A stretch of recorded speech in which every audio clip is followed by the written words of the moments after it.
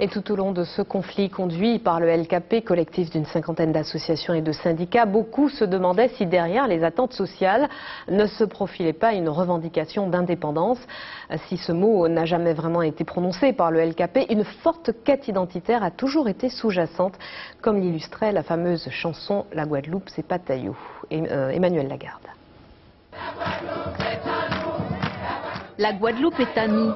Ils ont chanté ces mots à chaque fois que les leaders du LKP rentraient en négociation. Ce jour-là, comme d'habitude, Elie Domota apparaît en tête. Et comme d'habitude, à quelques pas de lui, il y a cet homme plus discret.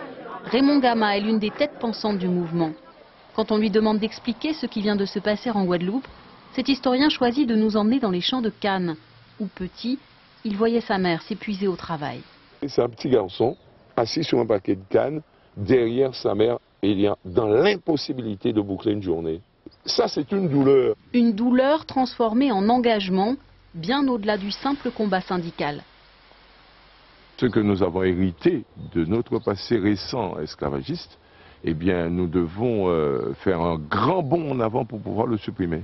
Et ce n'est certainement pas en réglant les problèmes de prix d'essence, etc., qu'on va pouvoir les résoudre. Ça, c'est évident. Pendant les négociations, l'indépendance n'est jamais venue sur la table. Pourtant, la plupart des cadres du mouvement y sont favorables. Et le nom même du LKP, l'Alliance contre les profits abusifs, est une idée de Luc Renet, le plus célèbre des indépendantistes. Luc Renet, leader présumé de l'ex-Alliance révolutionnaire caraïbe. 20 ans plus tôt, le jeune homme était condamné pour sa participation à des attentats en Guadeloupe. Il sera amnistié en 89.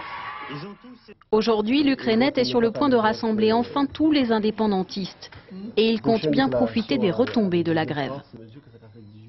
Ce conflit sert effectivement à ouvrir les yeux. Donc, quelque part, il nous sert, si vous voulez, dans la démonstration que nous faisons depuis des décennies, que cette société, elle est déséquilibrée, elle est anachronique et qu'il faut la changer. Certes, le LKP a rassemblé les Guadeloupéens comme jamais. Mais dans les urnes, les indépendantistes ont fait moins de 4% aux dernières élections régionales. Domota défend le travail, mais ce n'est pas pour l'indépendance. Nous sommes reliés à la France. Moi, je suis français. Je pense que la Guadeloupe n'est pas suffisamment encore prête pour pouvoir être indépendant. Peut-être un petit peu plus d'autonomie, mais pas de l'indépendance. Où sont nos matières premières? La Guadeloupe n'a rien. L'autonomie économique de l'île est-elle seulement possible?